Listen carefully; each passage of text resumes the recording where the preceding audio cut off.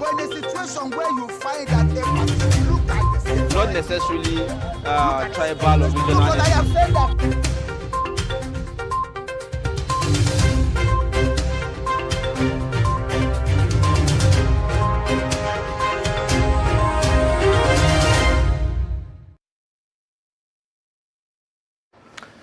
All right, thank you for staying with us. It's Daybreak on Trust TV. Time to take a look at the lead stories on our papers this morning. We have the Daily Trust newspaper, which is the first paper to look at. It has the lead story that talks about the Adamawa supplementary election. It says, PDP supporters protest, give INEC 72-hour ultimatum.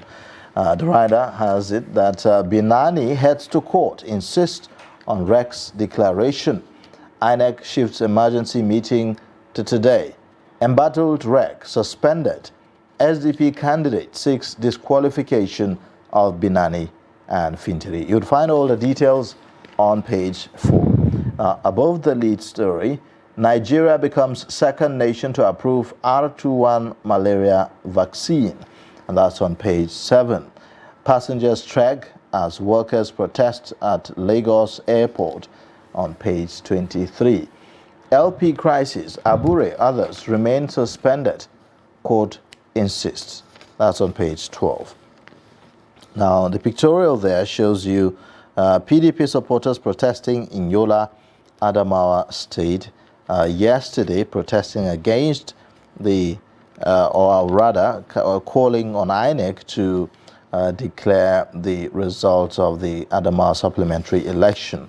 You have beside that, cholera kills 79 in Kano, Bauchi, Oshun, Abia, Cross Rivers, and 7 others. All of that on page 30. Tinubu micromanages team more than Buhari. So that's according to Fashola, the former governor of Lagos and also Minister of Works and Housing, Babatunde Raji Fashola. It says Tinubu micromanages team more than Buhari. Now you have other stories. Driver jailed 15 months for celebrating election victory with company's vehicle, and that's on page 21. These are the main stories on the Daily Trust newspaper this morning. Now let's take a look at the Nigerian Tribune. It has a lead story that says, Monarchs for Adamawa Rec as Binani goes to court. The first writer says, INEC suspends him. PDP governor calls his action show of shame. And then we have once appointments of Rex reviewed. Makinde visits Fintiri, describes Rex action unimaginable. Protesters in Yola want election results released. And we have the final writer there that says, electoral body to meet today. Below that, we have Jungle Justice, police parade, suspected killers of driver in Ondo. APM challenge Makinde's victory 5 petition at tribunal. We also have woman sells 18-month-old baby for 600,000 naira to offset loan in Ogun State. Ajokuta Kaduna Kanu gas pipeline 43% ready. This is according to President Muhammadu Buhari.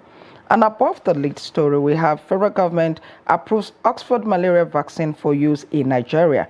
And the rider vaccine indicated for prevention of clinical malaria in children from 5 to 36 months.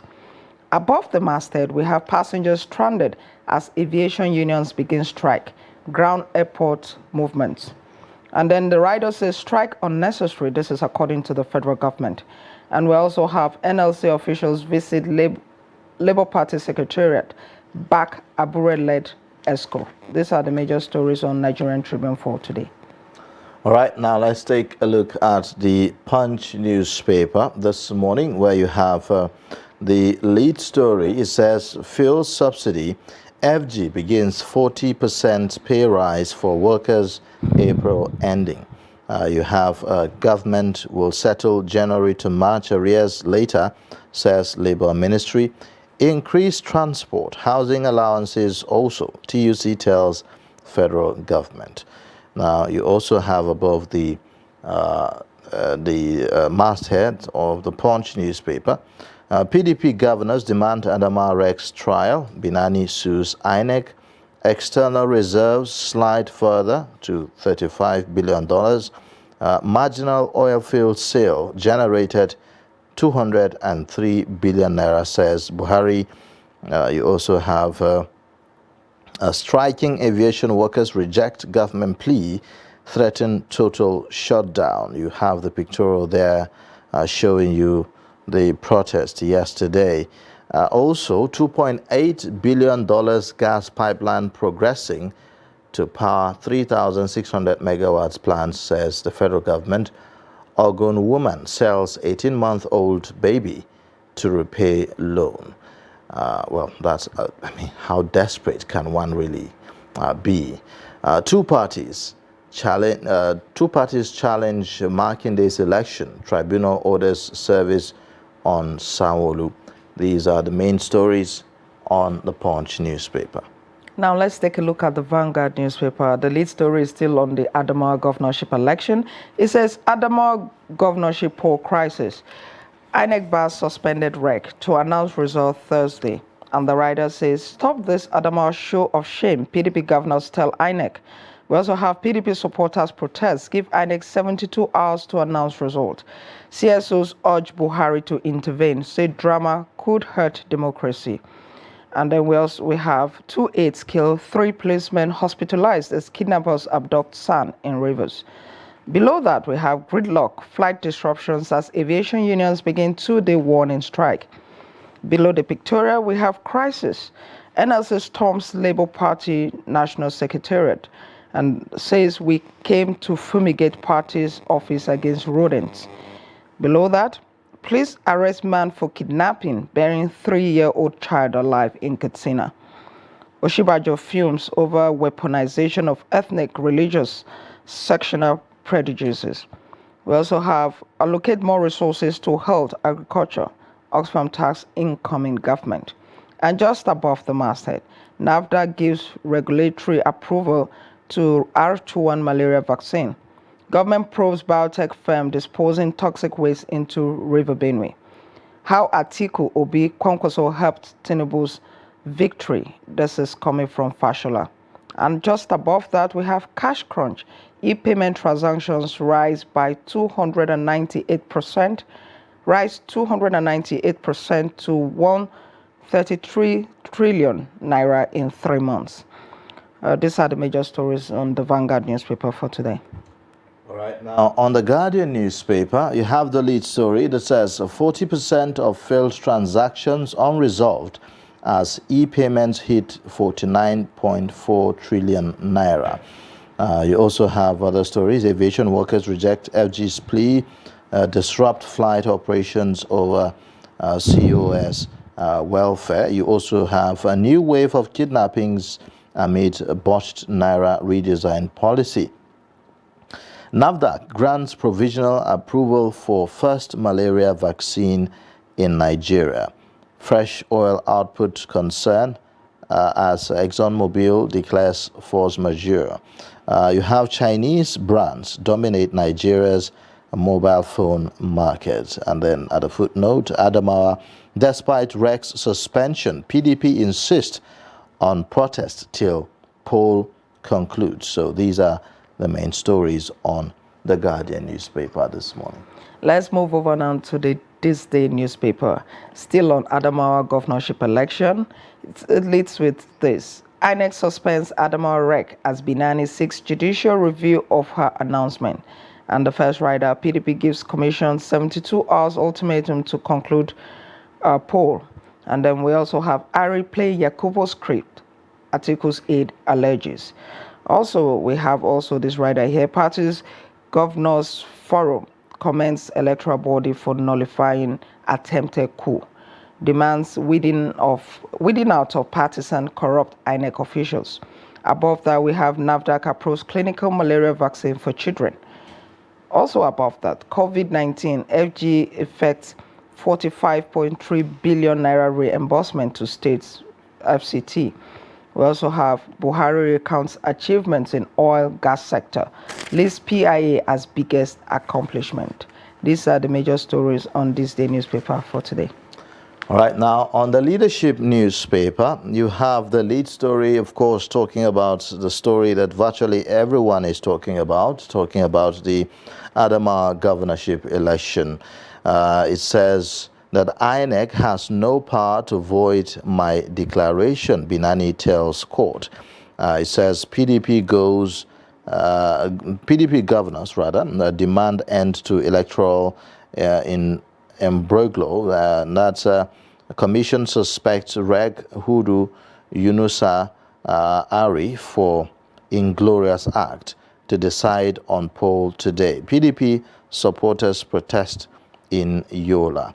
Now, you also have other stories above the lead story. Hope rises for Nigerian children as FGOK's Oxford malaria vaccine. Now, passengers trek to catch flight as Union's ground airports. Above the masthead, defend Nigeria at all costs, coerce charged troops. That's the Chief of Army Staff. NLC vows to flush out usurpers from Labour Party. Stop killings in southern Kaduna, Benue, Taraba now. Ogun. Woman sells 18-month-old baby to offset bank loan. 2.4 billion naira debt. AMCON takes over assets of that's Glano, Nigeria. So these are the main stories on the Leadership newspaper this morning, which is the last paper that we are looking at. Now, let's take a look at some of the perspectives to these stories. Quite a number of stories. The political story to begin with, and that's of the Adamawa State supplementary election, have generated a lot of controversy since the proclamation, I may say, of the resident electoral commissioner in Adamawa State declaring the candidate of the All Progressives Congress, Aishatu Binani, as the winner of that election. Now, this is something that has taken a lot of people aback, Stella. I mean, what do you make of all this, really? You know, Ayuba, a lot of things do not shock me in this country, but the announcement by the REC on Sunday, I was genuinely shocked because I didn't see that coming at all. Because, I mean, we all know that a governor is returned by a returning officer, who in this case was a vice chancellor, Mele, in the case of Adamawa.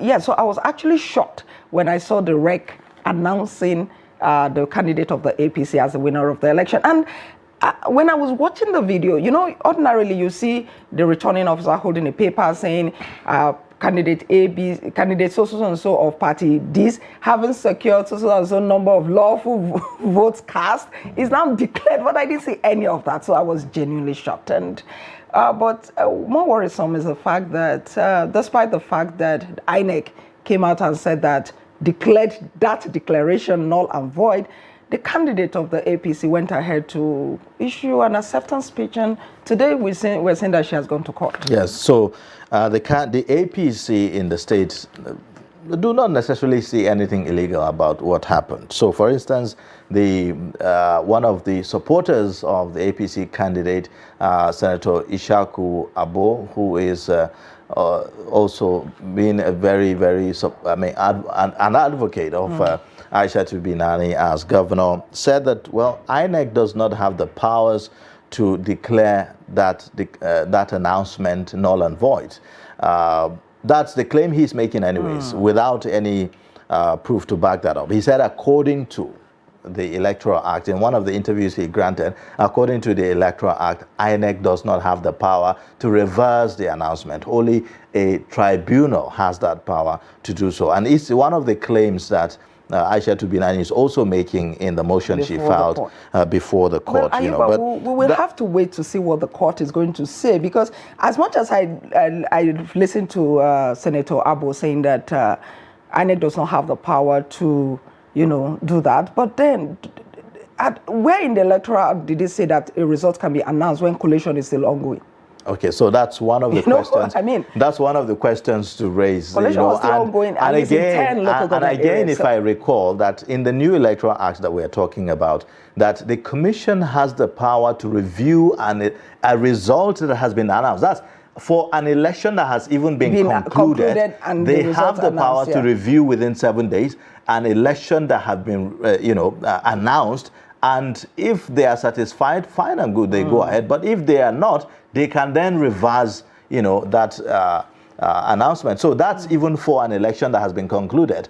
Now, let alone the one that collation is still ongoing. Everybody knows that collation is still ongoing. 10 local governments have been collected, remaining 10 of them. And, what others have said also, that the Electoral Act gives the power to declare a winner of an election to the returning officer, not the resident electoral commissioner. Exactly. So I think that the simple fact that the person who declared, who returned the governor in Adamawa was not the person empowered by the Constitution or the Electoral Act to do that, I think that is a bit clear to everyone. So it's clear to everyone, but, they have their cases that they want to file in court, and we'll get to see how the court will decide that, or how lawyers are going to debate that. One issue that keeps nagging at my gut is, why this special interest, as it were, in Adamawa? Why is it that, we've concluded the elections in at least the first round, apart from the off-season states, which are going to hold in November and thereabout.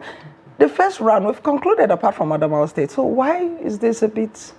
Well, a lot of issues, really, a lot of interests. Like some of the, political analysts have said that there is a power tussle in Adamawa State. The ruling party wants to take over the state, and that's the ruling party at the national level. Why the special and then the interest, PDP wants to retain, the state. So you have all the talks about, the candidates. The ruling party has lost some state already. So why this particular interest in Adamawa? They've lost some states too. So it's interest is interest. So whatever the reason is, it's left to... I guess we'll get to know. Yes, we'll get to know. But the point is that whatever interest that you have, there is a rule of law. There are laws guiding these processes. Yeah. There is a constitution. There is an electoral act that guides the conduct of an election. And, people have the right to choose who they want to lead them in the state. And if you are contesting in an election, then you wait for the people to decide. And elections have been concluded, yes. Collation is still ongoing. You wait for the body that is empowered by law and the individuals empowered by law to make the declaration, not to go ahead and create something dramatic. Now, this is sort of validating the allegations that some people have made. That were expressed by the PDP in the state. That we've had all kinds of speculations that the returning officer is perhaps partisan. The returning not the returning officer, I beg your pardon. That's the resident electoral commissioner is being partisan, or that he's being bought. We've even seen a video that went viral on social media saying that one of the accomplices, confessing that 2 billion naira was given to the REC to, act out that script. So it's something that it's unfortunate, and it's certainly an illegality that should not be allowed to thrive. And in all of this, I think the Adamawa people of Adamawa State, indigenous or residents, should be commended. They have comported themselves in a very good way. They have... have they really? Because no. All we're seeing is a protest. Yes. We've not heard of vandalization of property and all of that, which is a good thing. Don't forget it appears. Don't forget also, we have one of the national commissioners who was... in fact, they said it was 12 of them that were harassed. Yes, just as we saw the video of one. Yes, who was harassed and intimidated, which is quite really unfortunate. It was unfortunate. Nobody should take laws into their hands. Whatever it is that you think happened, even if it is the resident electoral commissioner that you went out of your way to apprehend, you shouldn't. It's not in your place. Yes, carry out jungle justice. Yes, not in their place to do that. But so it should be frowned out. It should be frowned out. But I think that so far, if you look at what the REC did, it's very inciting. You understand? But the people, aside the harassment of the officials, which is very unfortunate, they have tried to maintain the peace. And I hope that they maintain that Thursday. We saw that in one of the reports that INEC was going to announce the result on Thursday. So I hope that the peace in the state is maintained until that time.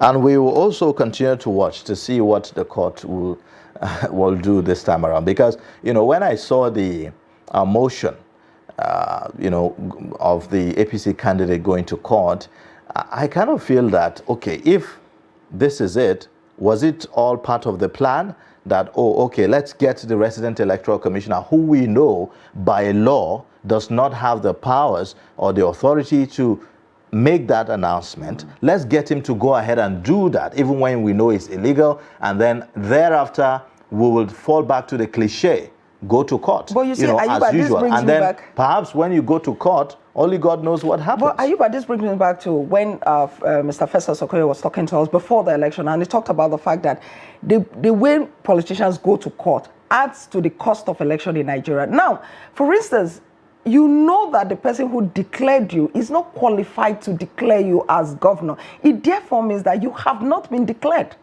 So, I mean, the candidate who is a politician and going to court, INEC will have to go to court, INEC is going to hire a lawyer to go to court, and that would result in waste of resources. Waste of time as well. Because, imagine that in the middle of collation of results, this has to happen. Yes. Now you go to court and try to secure whatever injunction. Now, if perhaps you eventually do that, what then happens to the process?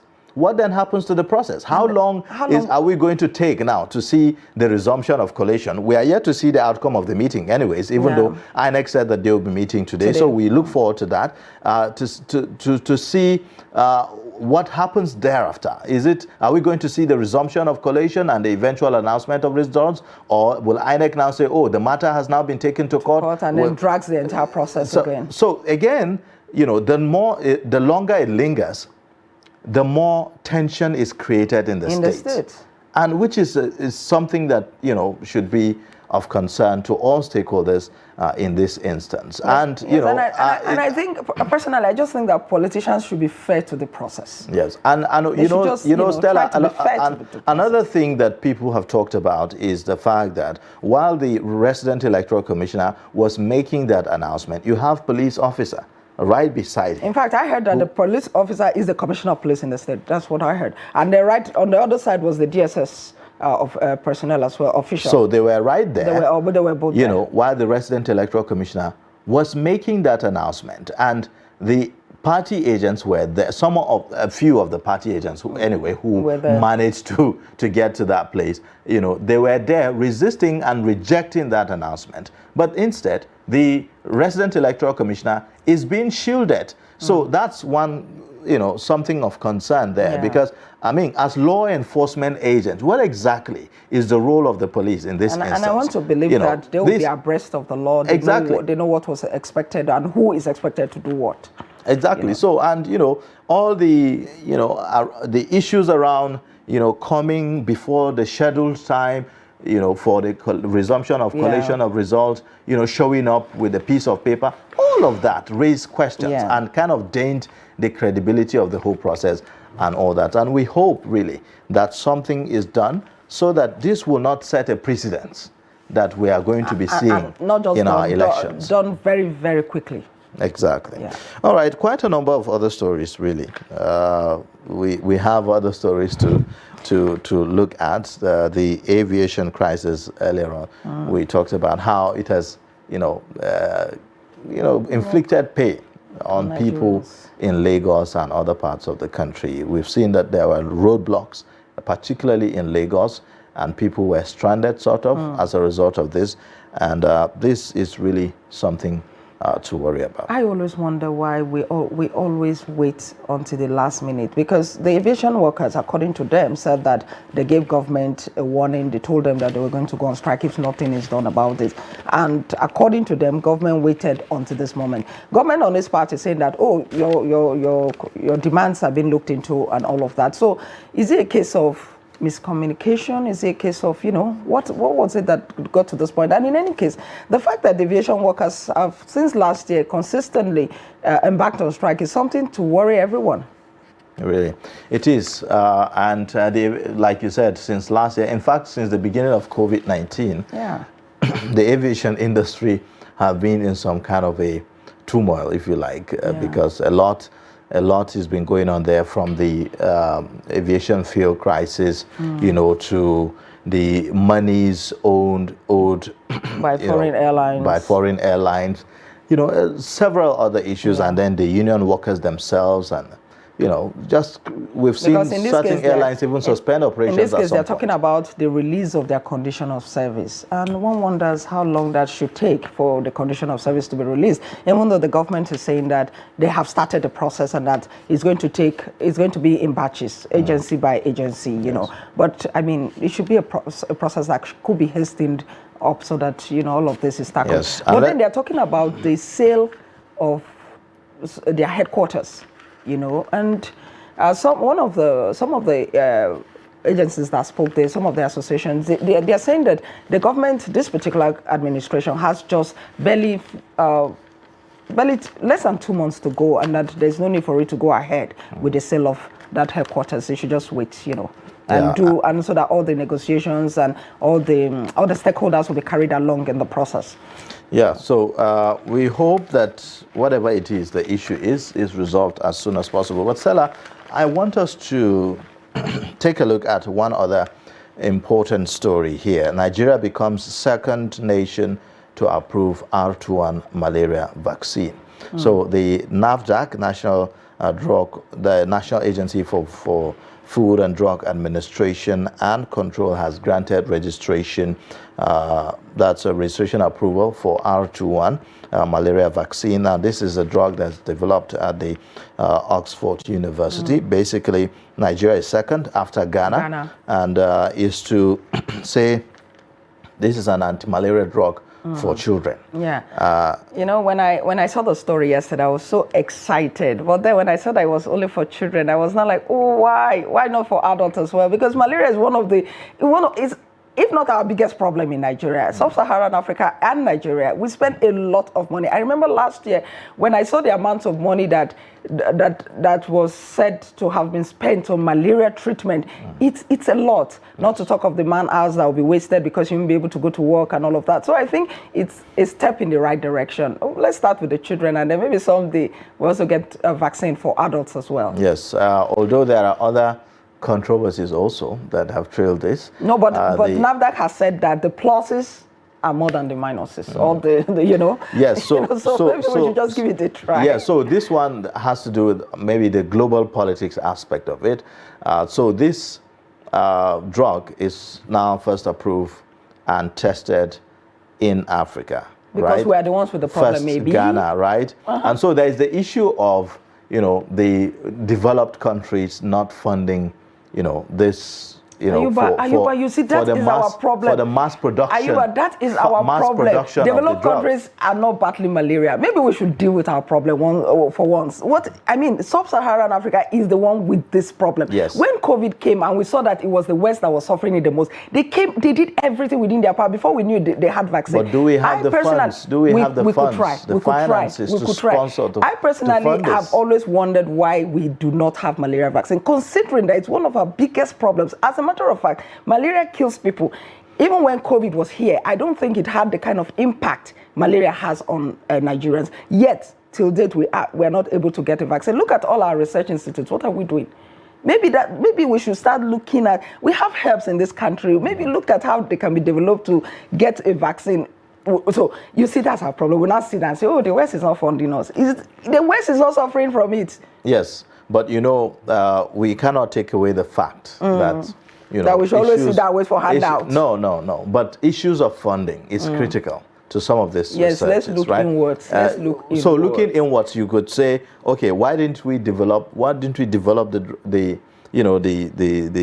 vaccine right here on the continent? We can try. It's just that we don't try everything. I have a feeling we keep waiting for a savior from the West. I have a feeling we keep thinking, okay, we have this problem, let the West come in. Okay, Ayuba, you cannot take a problem very seriously if it's not affecting you directly. So yes, maybe the developed countries want to assist us, but to what extent? And they will not see it as an emergency the way it is, because malaria is actually an emergency in Nigeria. If you go to the pharmacies, you see all the different sorts. These days, you don't even know which one works. You buy this one this month, next month you're buying another one. Do you understand? And I'm very passionate about malaria because it's devastating and it's everywhere. You know? Right. Yeah, let's take a look at also another story here. The lead story on the Punch newspaper this morning. It says FG begins 40% pay rise for workers, April ending. And that has to do with the fuel subsidy issue. That's the removal of the fuel subsidy. It says the government will settle January to March arrears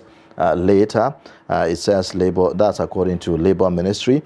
Increased transport, housing allowances also, TUC tells federal government. So these are all part of efforts to cushion the effect of the removal of the fuel subsidy. So it's becoming real, really, going by this pronouncement, you know, and all that. So, but, you know, the issue that I am worried about is that if you say the federal government is beginning 40% pay rise for workers, I tend to believe that we're talking about public servants. We're talking about the civil service, right? The federal civil service and perhaps maybe the state civil service, government workers. So is this just the federal government? When I saw it, I was just thinking about it. That's the federal government saying that. How about the state? And don't forget that even the 30,000 naira minimum wage is not being paid by lots of states. So this 40% it's going to be for only the federal workers.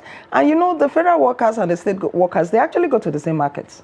Exactly. Yes. So I'm wondering whether this will be enough, really. If you take the proportion of people who are working in the federal civil service, how many are they really out of the 200 million Nigerians? And whether or not this increase, how will it impact others? You know, how will it impact the millions of other Nigerians? So if you eventually remove this subsidy, I don't even know. It's a good thing that our major discussion today is on this subsidy, because I think a lot needs to be unraveled, as it were, because you pay 40%. We've also seen that the government is going to give palliative for 5,000 to 50 million Nigerians, 10 million households. And I'm wondering, if you give to 50 million Nigerians, what happens to the over 150 million that are not captured in this? Because, you know, and who qualifies as poorest of the poor, really, in Nigeria? It's a bit difficult to So all of those have been questioned, and we are yet to see how the way and manner the government intends to go about that. We heard about social register that the government now has, that has 10 million households they intend to reach out to. How was it generated? Exactly. So those are the questions that a lot of people are asking. And experts are suggesting, why don't you do something that Nigerians would benefit, at least majority of Nigerians would benefit, instead of paying handouts, instead of paying directly into people's accounts. For instance, why don't you fix the refineries? For instance, exactly. So that we don't even have to import Some have even suggested the product. Some have even suggested maybe setting up public transport services, maybe reviving them. I know that in the FCTA, we have the mass transit, the public mass transit. We used to have them, because I don't see them anymore on the roads. They operate in a few places now, because but not as viable as they used to be. So people are saying, why don't you look at something like that? And if you don't want to, put in money as government to start all over again, why don't you consider private, companies, pay them that money, and just by way of, cushioning the effect of the removal of the fuel and all that. But we'll get to see how all of that will pan out. This is the much we can take. Let's talk about this family that sold their baby to offset debts. Another star story. 18-month-old baby. I don't understand. I wonder how desperate anyone could be, really, to go to that extent of selling a baby of 18 months old. To offset your debts. That the baby wasn't part of that debt you took. The baby had no hand in the debt. He didn't know that you were going to borrow or whatever it was. And the question I'm asking is, after offsetting the debt, then what? What next? Well, you sold a baby. A whole human being has been sold. It's quite unfortunate, but we have to move on. This is the much we can take on the newspaper review.